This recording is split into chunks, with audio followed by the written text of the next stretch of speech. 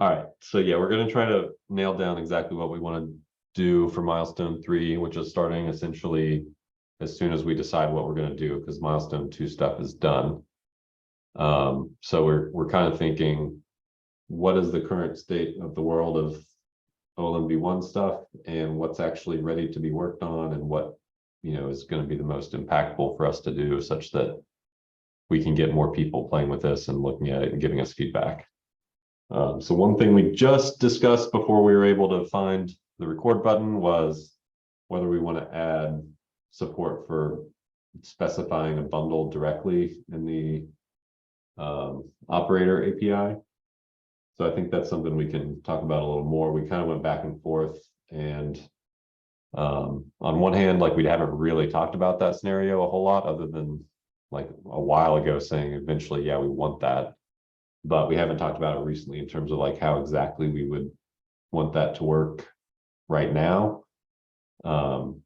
So like should we look up metadata about the bundle and incorporate that in with the rest of resolution? Should it sort of be separate from resolution and just sort of be a shim directly into a bundle deployment?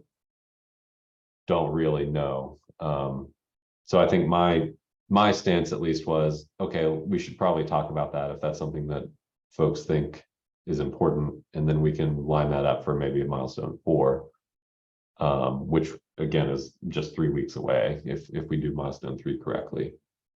So it wouldn't be like we're just punting it forever. So maybe a compromise here would be we include a spike of like, let's come out of milestone 3 with a plan for the direct bundle install experience, and then milestone 4 we can implement it. So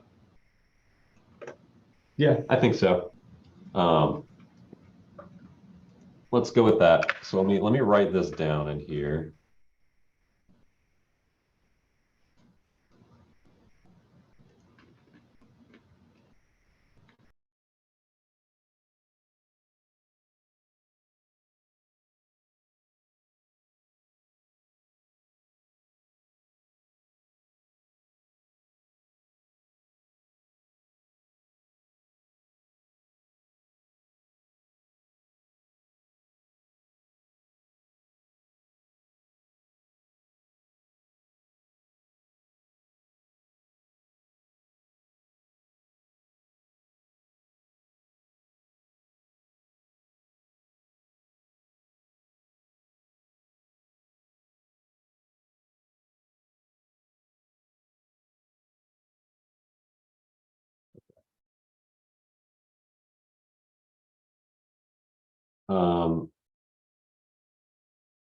So maybe to get started, we should talk about where we are, right? So up here, I think I probably got this a little bit wrong, because we don't actually have catalog D integrated in with operator controller yet.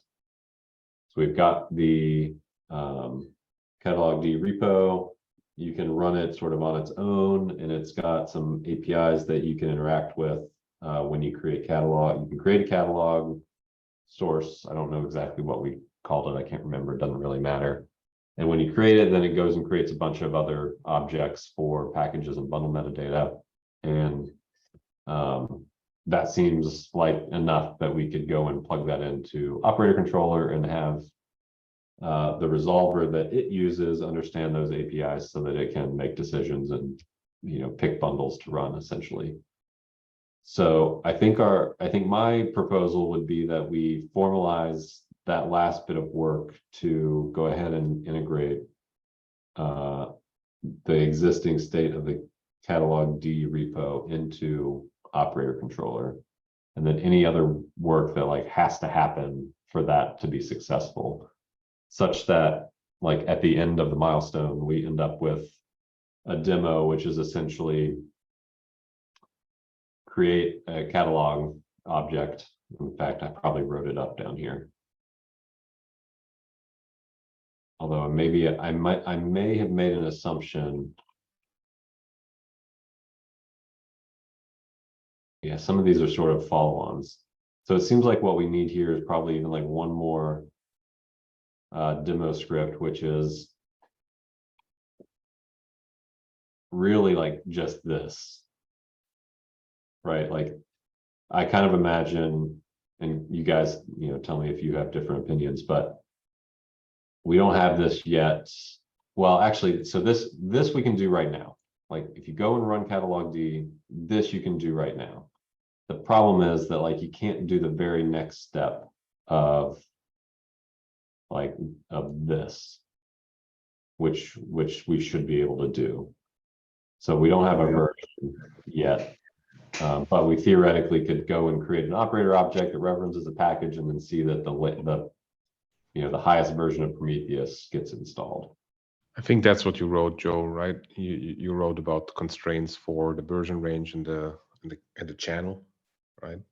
Yes. What I'm talking about right now is just getting the catalog D repo. So like the base cluster scope catalog API actually integrated in with operator controller, such that when you install operator controller, the catalog API that you're using is catalog D's APIs, not the old OLM stuff. Yeah, I think that makes sense. I think you also pointed out some additional refactorings to API servers, as well as health state information.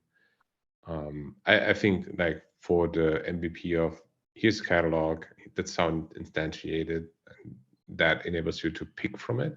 That would be like the MVP for me, at least, in Milestone 3, and this is probably well scoped enough. So I think your first two issues in controller, those sound like they would build on top of that, and then most of the stuff that I saw in the catalog D section seemed like more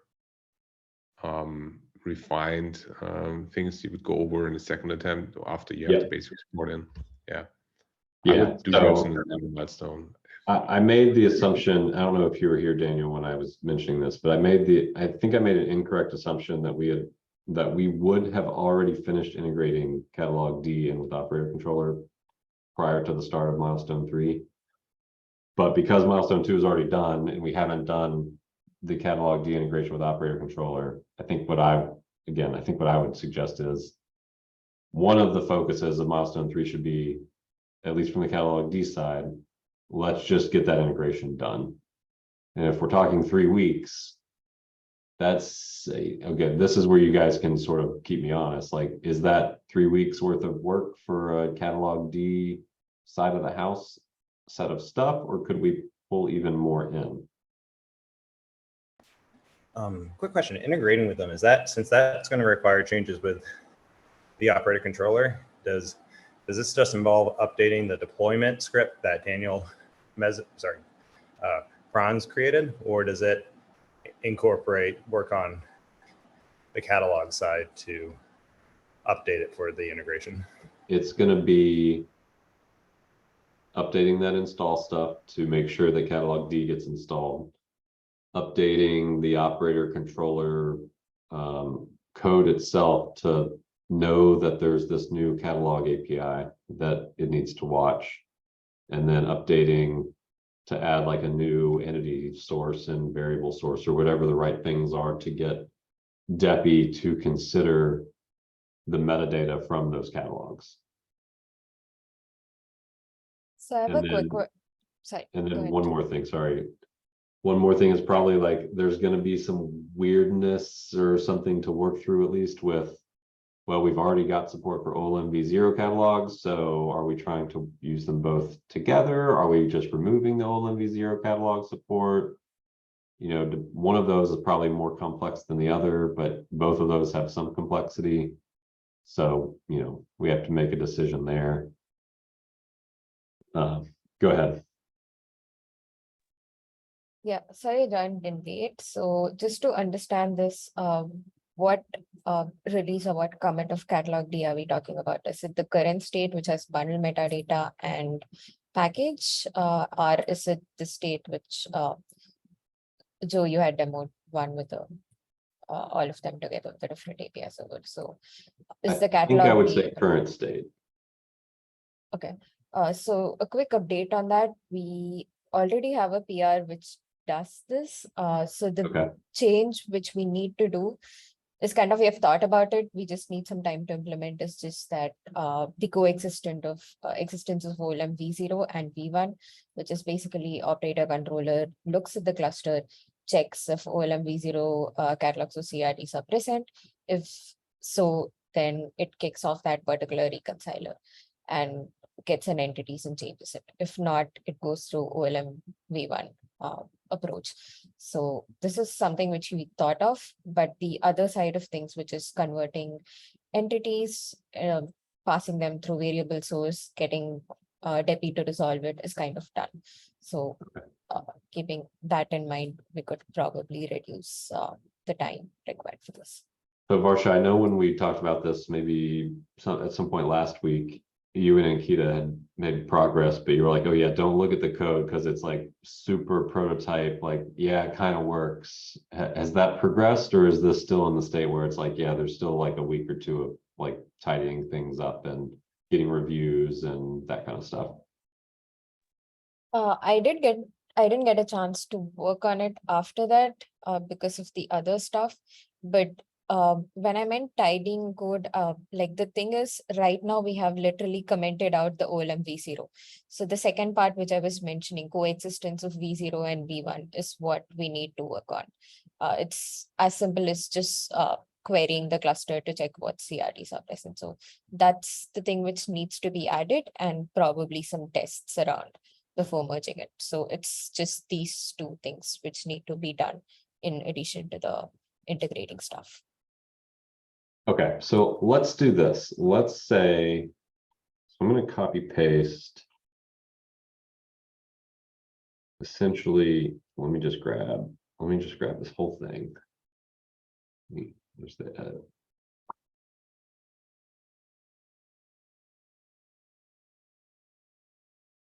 Because it sounds like there's at least enough that we should capture this as a milestone 3 goal.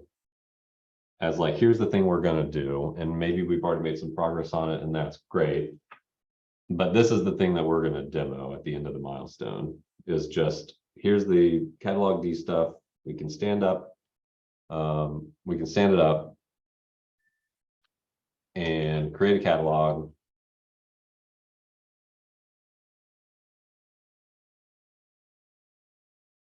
So let's see, let's cut this up a little bit.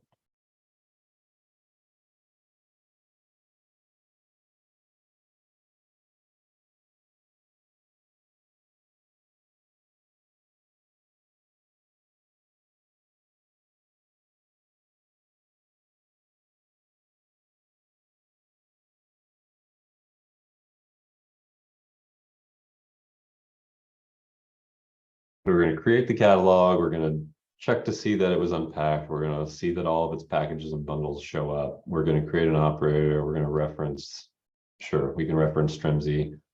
And then we're going to show, but we can't do this, right? Because we're not going to assume a channel. Because we don't, that's another piece of this that we might or might not do. So we'll just assume that we have the existing API. And then I think what we want to see is this version, which is the highest bundle defined in the package. So we're going to get rid of all of this.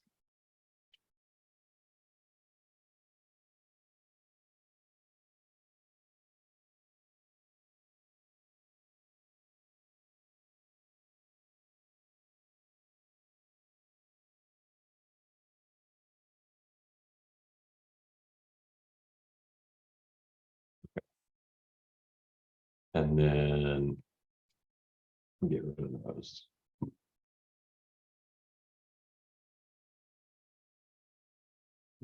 This probably doesn't matter. I think GitHub fixes this for you.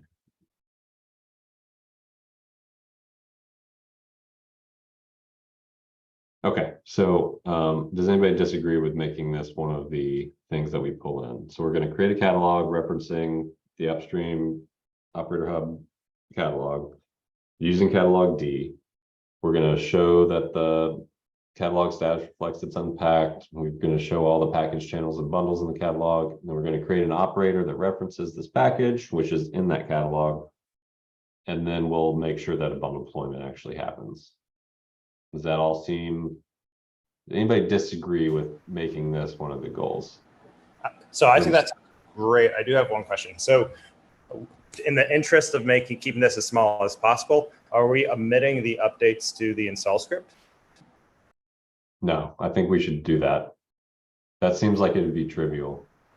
Yeah, I do. I think so too. I was just curious how aggressively we were going to adhere to keeping things as small as possible. But if we're saying that since this is a small lift, we can do it. Sure. I just want to have that context.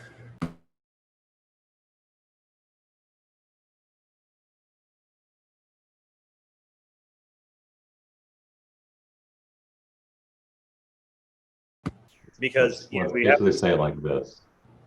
Yeah, because we have a 3-week. We're proposing enough work or we're trying to scope the milestone to 3 weeks. But if we have a bunch of this stuff planned, we could do this in like, maybe this takes 2 weeks, and then on that 3rd week we pull in milestone 4, which involves the install. Exactly. Right. Yeah, that's why I want to try to define this like really tightly scoped so that we can then know that there's like a bunch of stuff that's in the backlog. And maybe next week we get together and we say, okay, we define milestone 3 stuff, and let's go and figure out what the very next set of stuff is for milestone 4. That way we're ready to go and people can keep working when we finish any of the components of milestone 3. Yep. All right, so I'm just going to capture this down here. Actually, you know what? I had there is a GitHub issue for milestone 3 that exists if you me to send it. But I put some placeholders over here, so I was just going to fill these in. And then we can move stuff around after.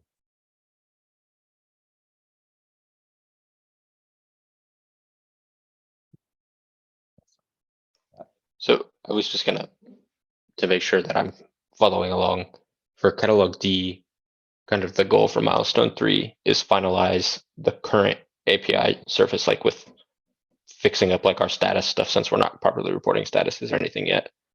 But and then essentially getting ready to cut a release, and then integrate with operator controller.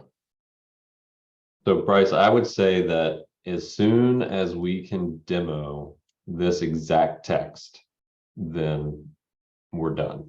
And so what we should focus on is making sure that the primary focus is making sure that we can demo this text. And so if there's stuff that we absolutely have to do to be able to demo it, that should take priority over other stuff. And if we discover that there's, some improvements or other things that we want to do along the way, let's go and capture those as issues and make sure we keep track of them so that we can, come back to them, or, maybe if we finish this within a week and a half, we have an extra 3 or 4 days, we can go do some of that follow-on stuff. But I think what I would suggest is the primary focus of like creating scoping out the work for all of this is like, can we follow these steps? And if the answer is yes, then great, we're good. And if the answer is no, that's the work that we need to go and scope out. Yeah, I think that makes sense. I think that makes sense. Okay. Oh, I just wanted to say, like, as we have these sub projects, and I think it's just always really important to remember why we're working on any of them. And the reason we're working on that is because of OLM V1. So the goals we have in OLM V1 should be the guiding things for whatever we're working on at any point. And that's not to say that you can't pull other work in for your project, like a doc fix or something here and there, but you should always wonder, how is the work that I'm doing, how does it relate to the current milestone? Yep, I agree. Okay.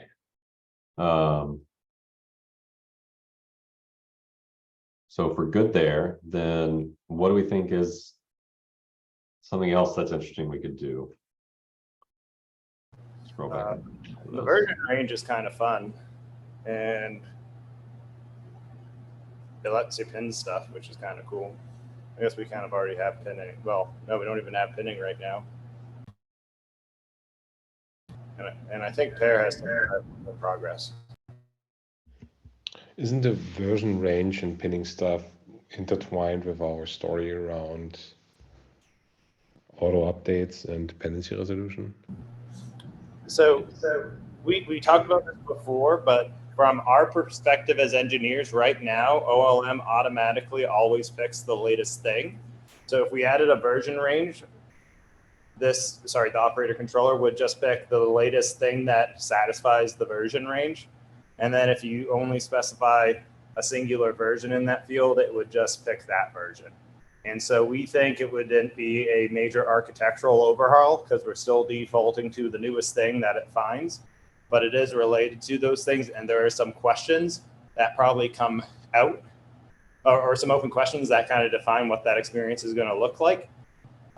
But it might be easier to kind of figure out what those questions are once we have the thing in front of us and we can actually see it automatically moving to the next version. Yeah.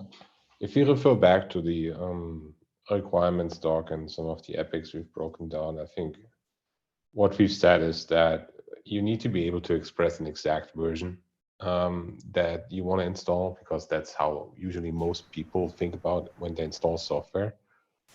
They have an exact version in mind, and then they jump to the next version by specifying another desired version.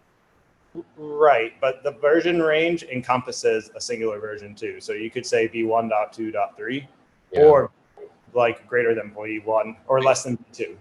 I get that, but like from a UX perspective, it's super confusing because it would technically also say, well, it's a version range, so it could be anything below, you know, X, right? And then what do you get? It's less predictable what the outcome is going to be if you specify a range, because by the definition of a range, you get a solution space. And what most people want, I think, is not a solution space. What they want is a particular statement about the desired state, and they want that to be reconciled with the actual state on the cluster.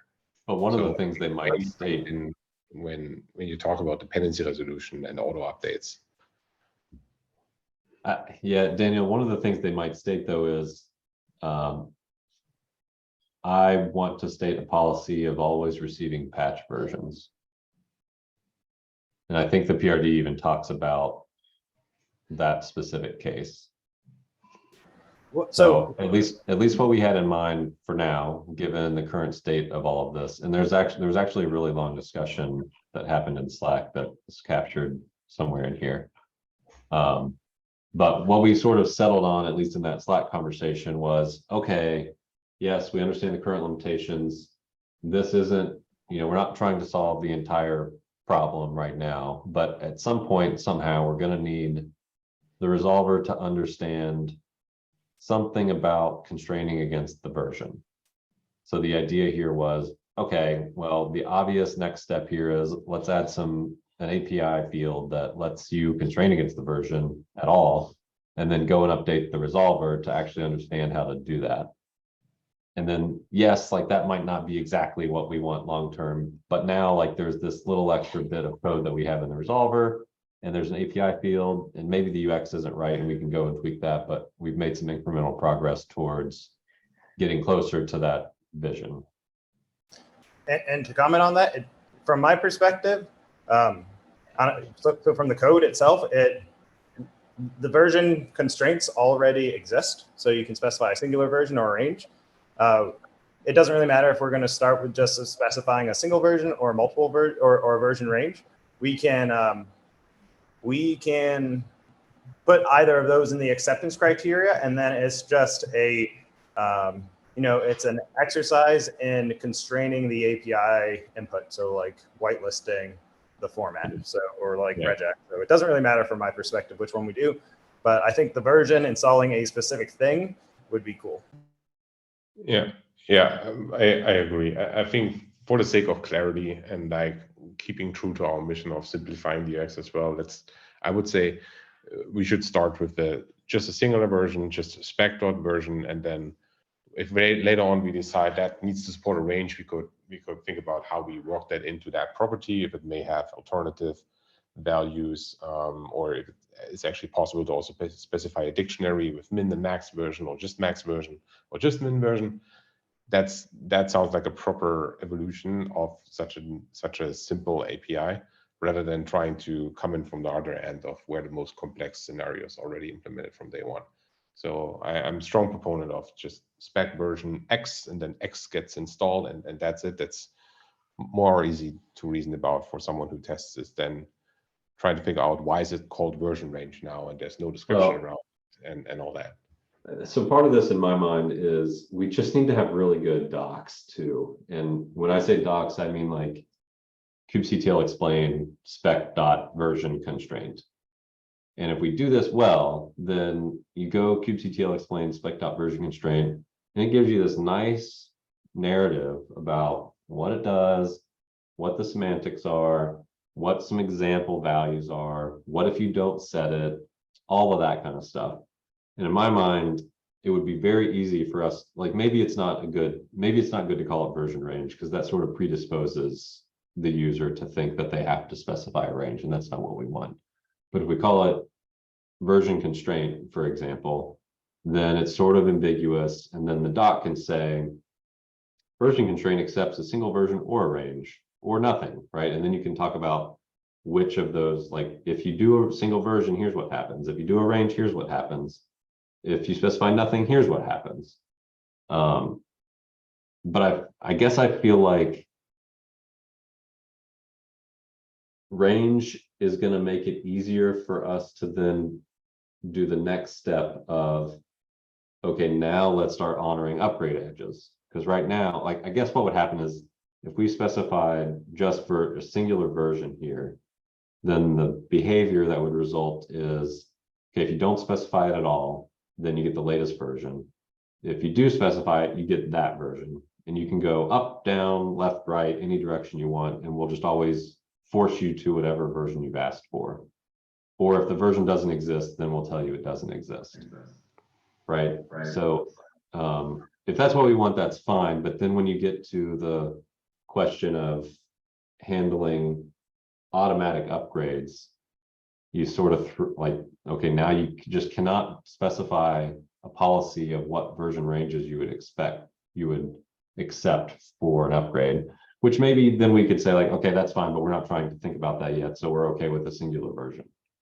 So yeah, I would say that I think these discussions are still to be had, right? I think we are too predisposed on auto updates from OLM v0. We've learned the hard way that most people actually don't want that, even with patches, right? So I think we should build it around a user experience where the user is put first, and the user has a specific desire when they want to install. And the install desire is, I want to specify a version, or I don't specify a version, I get the latest whatever is possible. And we can later amend the min, max, or range scenarios as we see fit. But starting with this, at this milestone, at this stage, seems to call for complexity and confusion, and people don't want to read kubectl explain just to get something done. It should be sort of intuitive, and like just a singular version is the most intuitive thing I can think of.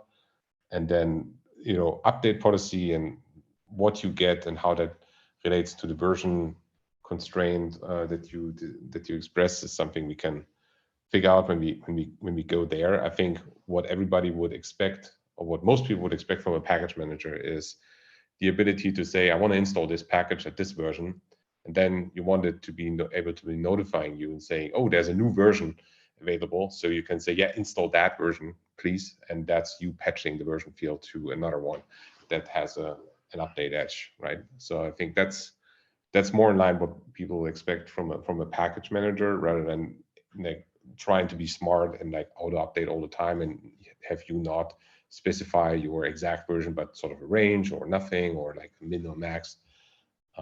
That calls for complexity that is not warranted at this stage, because we haven't even figured out updates yet. And I think I'm a big proponent of using Milestone 3 to figure this out as well, like implementing updates in general with the simplest UX possible, which is you know, you start with version A, there's a status update says version B is available, and then you patch the spec version to say B, and then it does the update based on the catalog specifying an update from A to B. So I just want to remind everyone that like we're at the point in the project where we can introduce breaking changes. So again, like I think we're going way too much into this. I think it's better to just kind of settle on something that we're comfortable saying, hey, this is a good way for somebody who's new to the community to like, this won't leave us in a state that they have to go read all the docs when they want to start playing around with OLM. So what's the best path forward so that we can get the version thing in, start sharing it with the community and make it consumable while we're edging out all the questions we've kind of just spent 10 minutes on.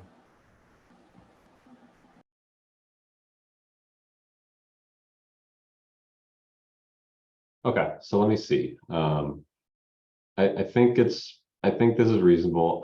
I do think that there's going to be a lot more discussion about this, especially when it comes to whether you have to specify a version. And then Ben and I had a long discussion about how do you have a declarative API that lets you say, give me the latest version that's in the catalog right now, but then never update me again. And so things get very weird very quickly when you try to do this sort of imperative, do this thing right now in a declarative way. So I think I'm okay if we say like, that's fine, we're not going to try to answer that question, which is kind of what we talked about down below in this ideation discussion.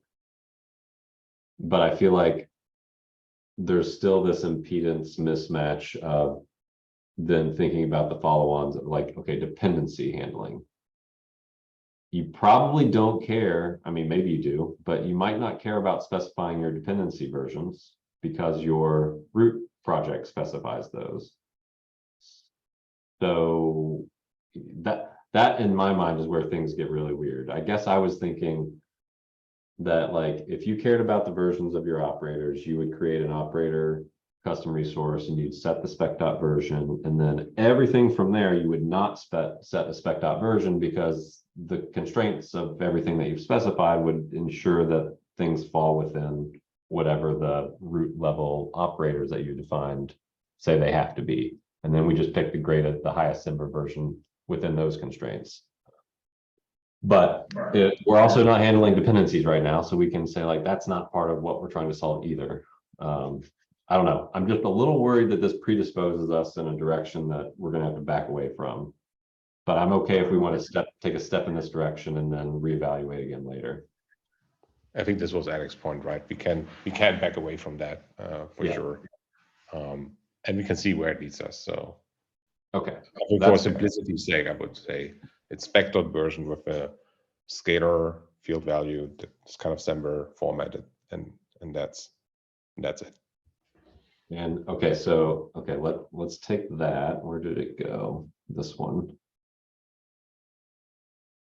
And we'll put this over here. Yeah, and just to add some context, I think this is useful because if we don't have the ability to install an earlier version, like you just lose. Like why even have old versions in a catalog, you know? Like you suddenly get the version, like we can test multiple things with integration at this point if we get this, at least the ability to specify something non-head of channel, which is kind of nice.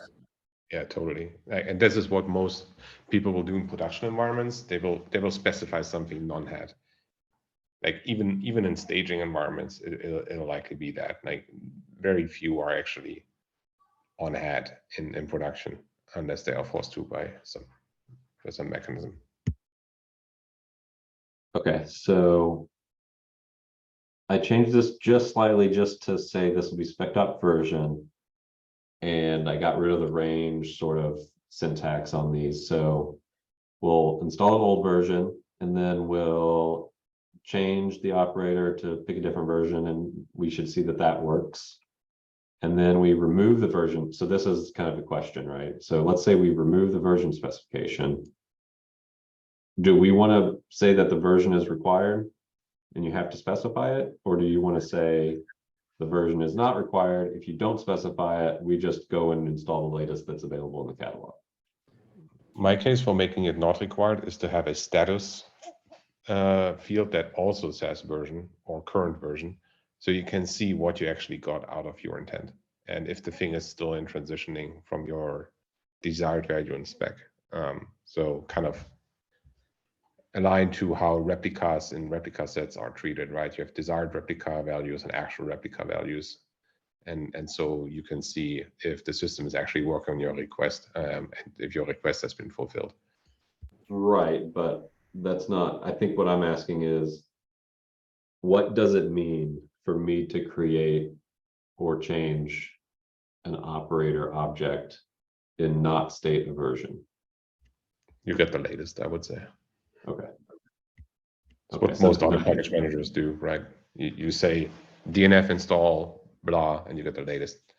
Okay, now there's one more nuance here, which is latest declaratively changes over time.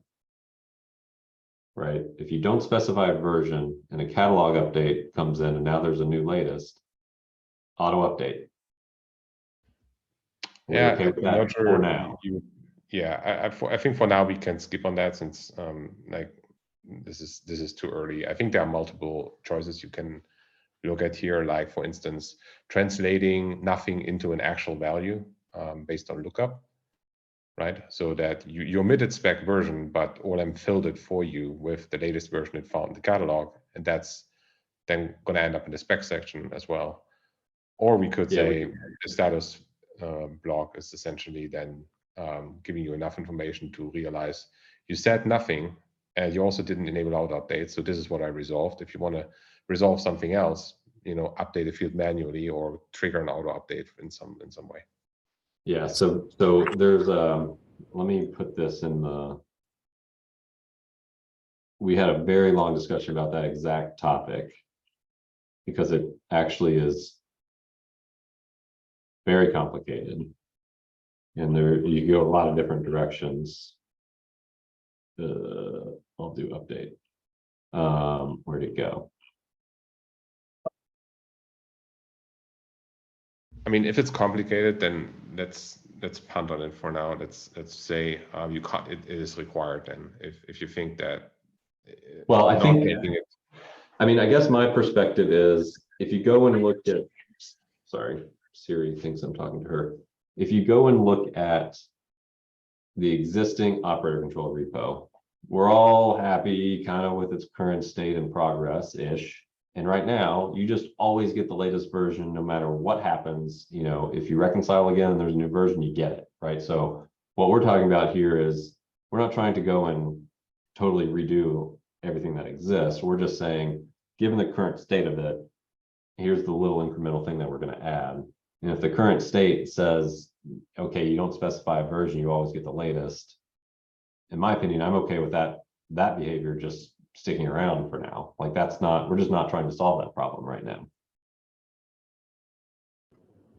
So easiest, so I got 2 points I would like to share. One is that if we make it required, it does force us to address how discoverable everything is in terms of how catalog D is making everything apparent to people very quickly, right? So like, how easy is it to find available versions for install? So that's one question that we could probably get some answers on if we force the version field being required.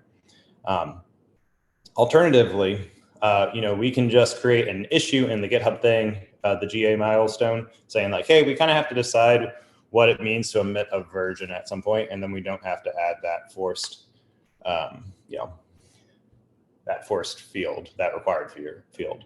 I'm fine with either, but I do think there are some benefits just to answering like how easy it is to find out new versions of operator to install if you make the version required. But I don't think we even have a cohort of people to give that feedback yet. So that's up to you guys to decide.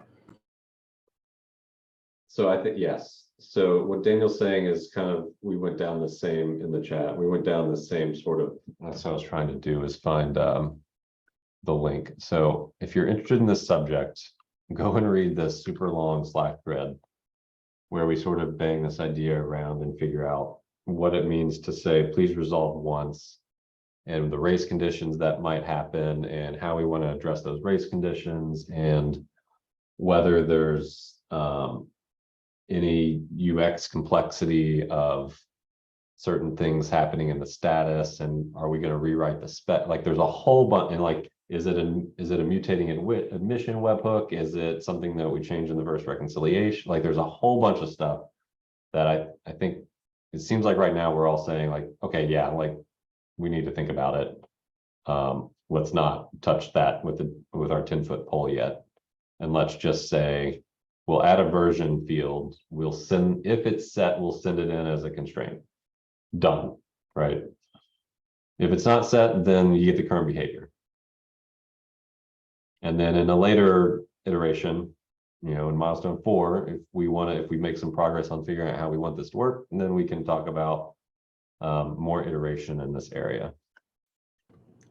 Cool. That sounds great. One thing that's somebody brought up in a previous meeting that I thought was interesting is that the decision that we ultimately make in this space is going to kind of determine if we're like, we default to automated updates or if we default to like pinning a version. And we probably want to include that in, you know, that could be like the frame, how we frame that issue in the GA issue. So we can take it there.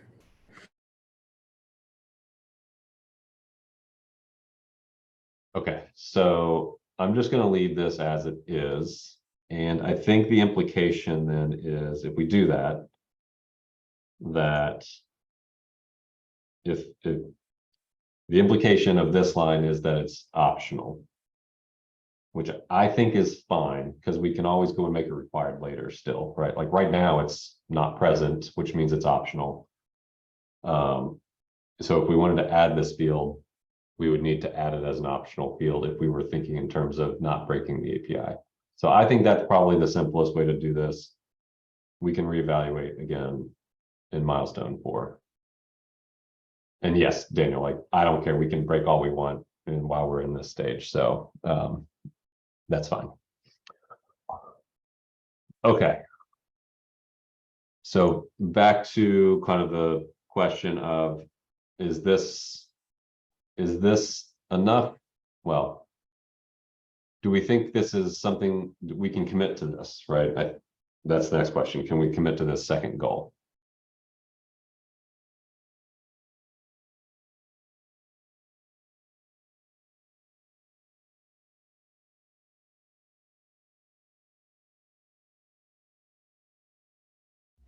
I guess commit is hard, right, Joe? I think, is it in the realm of possible, and should we attempt to do this? Is probably the better question, right? So yeah, I mean, that's definitely plan for that to be possible. If the metadata is already present, like, and visible, right? It's hopefully not too hard to do, but like, committing means we can foresee the future, right? But I think it should definitely be part of the plan for milestone 3. That's like a natural evolution of the install experience. And it would even add the channel constraint as well. Well, so that's what I'm kind of getting at, is like, is this too big? Are we trying to do too much? And if the consensus is like, oh no, like, I don't know if we can do both the catalog D integration and this, then okay, what does that mean? Do we need to break it up? So that's my question. Like, are folks comfortable with both of these current goals being in the milestone, and us saying tentative release date for milestone 3 is April, well, May 1st or whatever 3 weeks from now is? I think we commit goal 1, and that's our number one thing that we focus on as, you know, as a community. And then when we get that done, we close out the milestone, and then we have this one lined up and we can start doing it. It probably means that there's some work that we need to define for, you know, the catalog side of things next. But I do think there's a lot of value in making sure that catalog D is a fully supported default sub-project on cluster when you install the operator controller. Yeah, I guess in my mind, this does not depend, like, neither of these depend on the other, right? Like, you could do all of this using the existing operator controller support for OLM v0 catalogs. So I was sort of thinking we'll work on this stuff in parallel.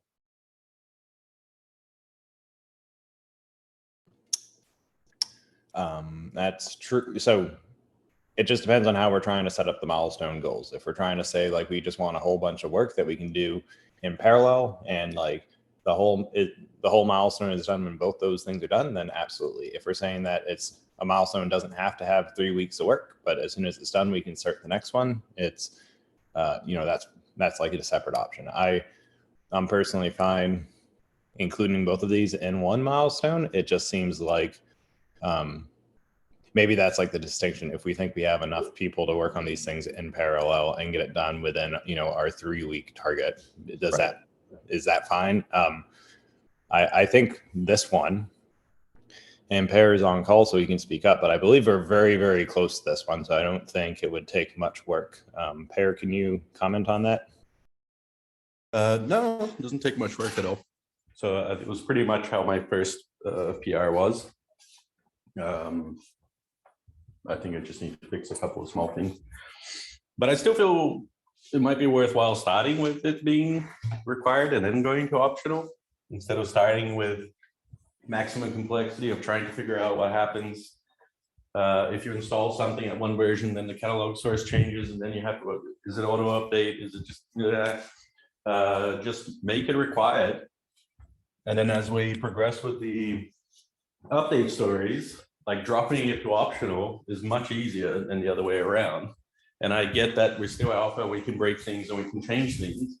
It just feels like, I don't know, an easier path, or, we're just sort of partitioning the complexity out rather than putting too much in. I guess, so I'm fine with that, except the question I guess I would have is, does that make this ever so slightly harder to use? Because now I've got to go and figure out which versions are even available. And that's the requirement for this, right? So we need to be able to tell people what are the versions that are available. So if we can't do that, we have to read this up in the Git repo. Yeah, I get that, Daniel, but it's like we can't solve all those problems at once. So yes, like we will definitely have to have the version discoverability, and yes, like this is in there, and OLM v0's package manifest is in there, so it's kind of discoverable, but like it's just not a cohesive experience. So from the perspective of, hey, we want to go to KubeCon and tell people to go use this, and then we say this field is required, and if you happen to install it with OLM v0, then here's this one API that you can sort of dig through and find the versions that are available. Don't worry about this channel concept, just pick one of the versions that are in one of the channels.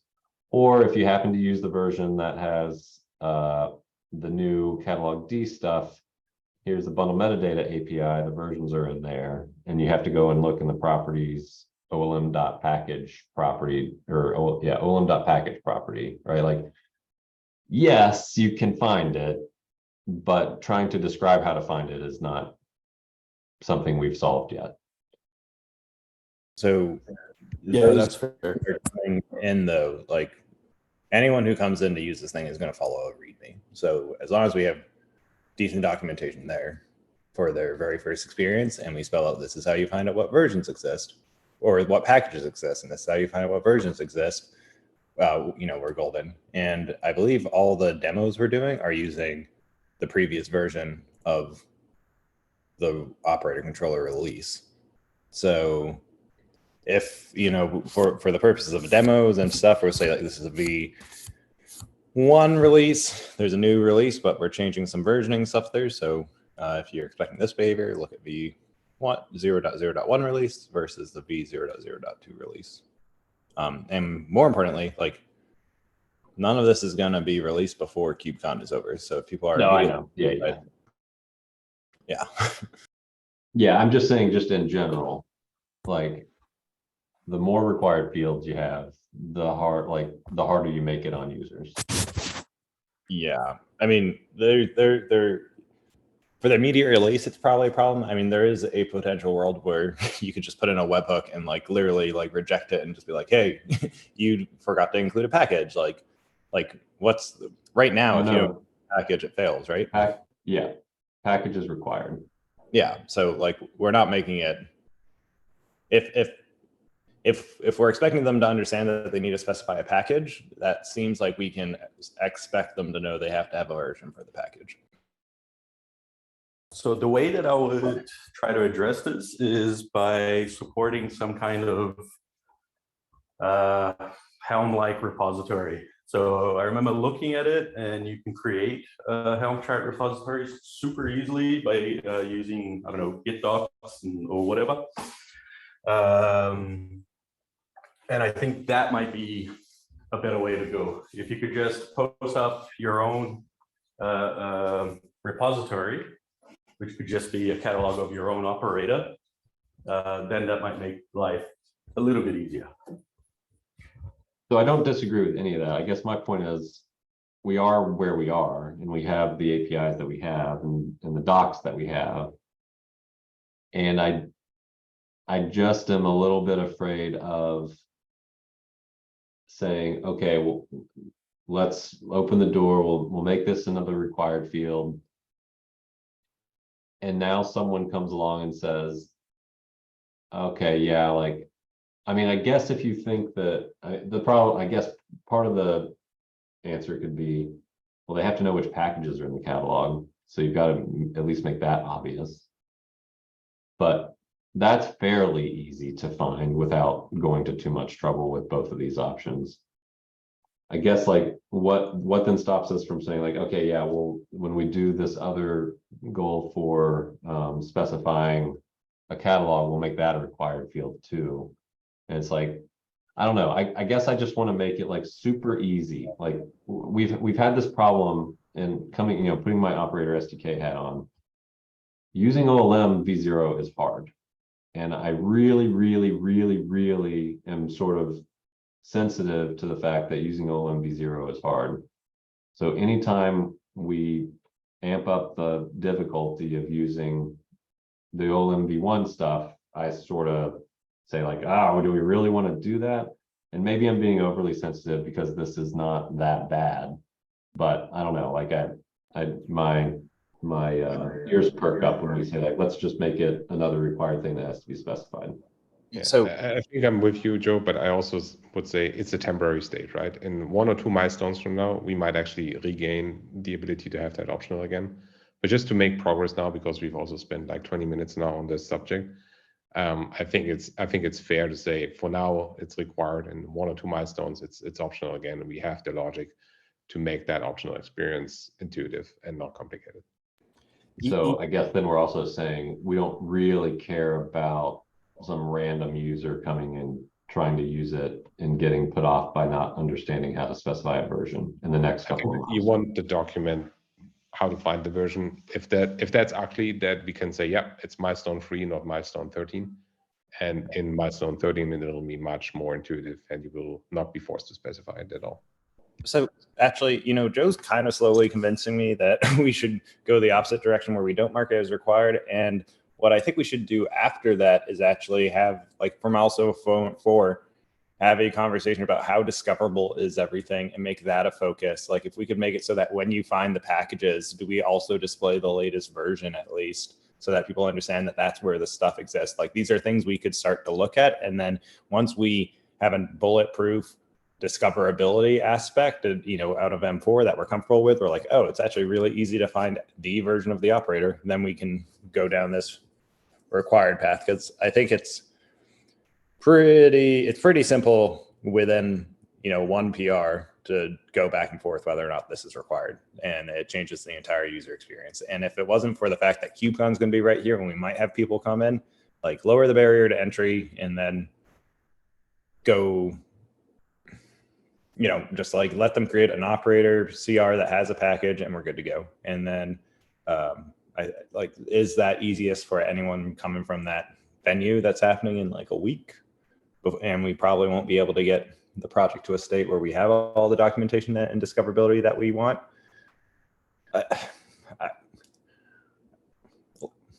I could see it being difficult to get it to a state where someone like that could be ready and using our product.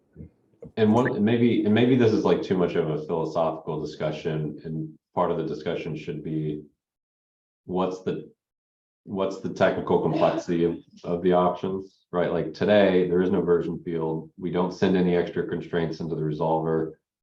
We always order by Symver descending, so we always pick the highest version. And it seems like what the actual implementation of this as an optional field would be, oh, if it's not empty, then here's this extra constraint that we're sending in. And that's the implementation. If it is empty, then we just don't send that extra constraint in and we get the same behavior that we do today. Is that a fair assessment? Like, I guess my question is, does the implementation of this get easier one way or the other?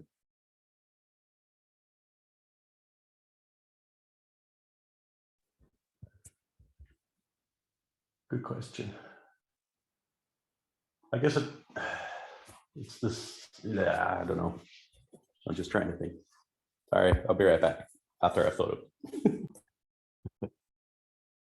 Okay, how about just to finish this impasse, if we midway through this milestone decide to change our mind because whatever, I think this is probably an area where it's like, yeah, we can sort of Kanban this and say like, yeah, actually we decided that it's a lot easier to make this required. So here's the one PR that sets that field as required, done.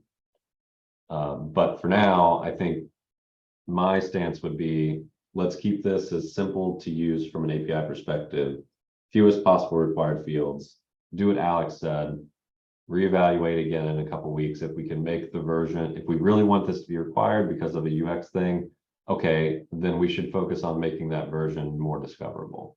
And that should be the focus of the next milestone. But I'd hate to go the opposite direction, which is, oh yeah, let's make this harder to use, but then not make it easy to figure out how to use it. So for me, it's an ordering thing. And then all of that, I think, would be trumped by, sorry, all of that I think would be trumped by, oh, it's actually really hard to, or it's significantly harder to do this if we make that optional. If Pear came back and thought about it and said, it'll be a lot easier if we make this required. Okay, fine. Like that seems like a trade-off worth making. Yep, let's just see where we fall. I mean, it's a two-way deal at the end of the day. So, you know, we try it. It's easy to fail fast, and then change strategy, try again. Okay, so we're 3 minutes over. So if people need to drop, we can always have another one of these later. So how are folks feeling? Maybe we should go ahead and just call it for now. It seems like, Daniel, you were asking like, well, maybe can we do another one of these for channel?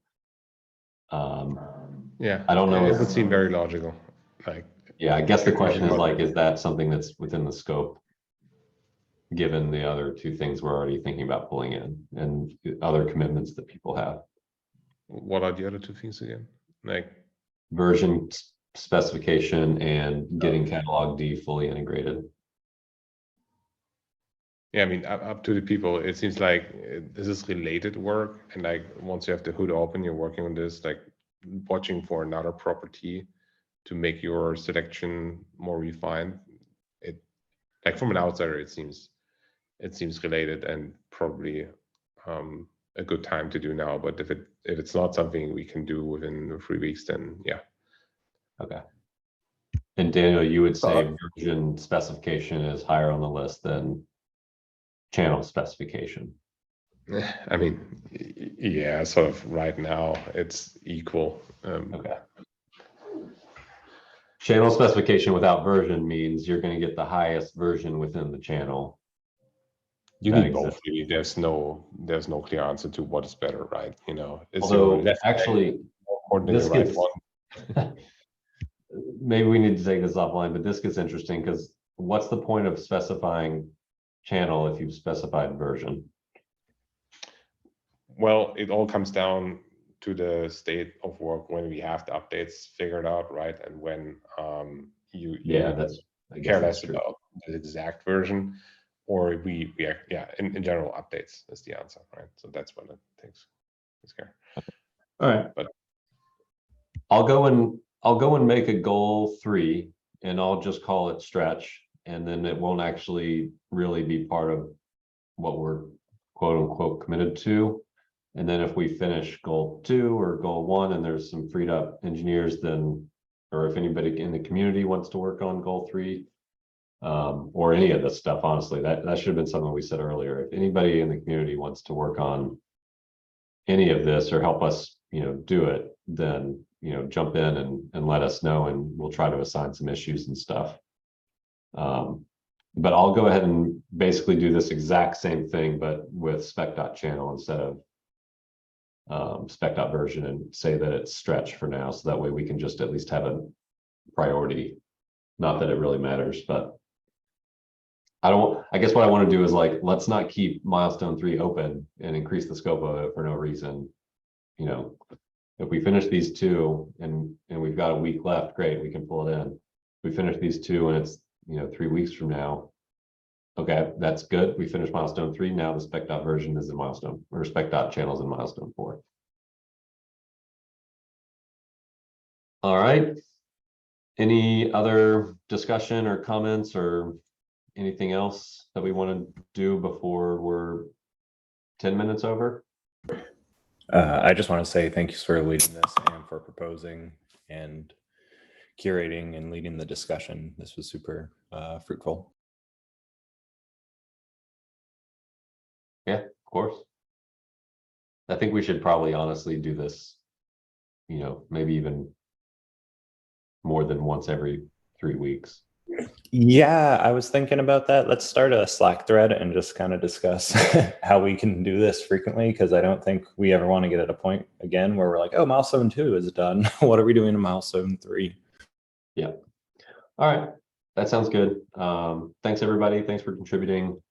I will try to go and tidy all of this up and set it up in GitHub, and Alex, I might ping you separately and make sure I've done it all correctly. But these are sort of these I think are essentially like the high level meta issues, and then we'll have to go and create some the smaller little stories that we want to actually go do to make sure that we can demote this at the end. All right.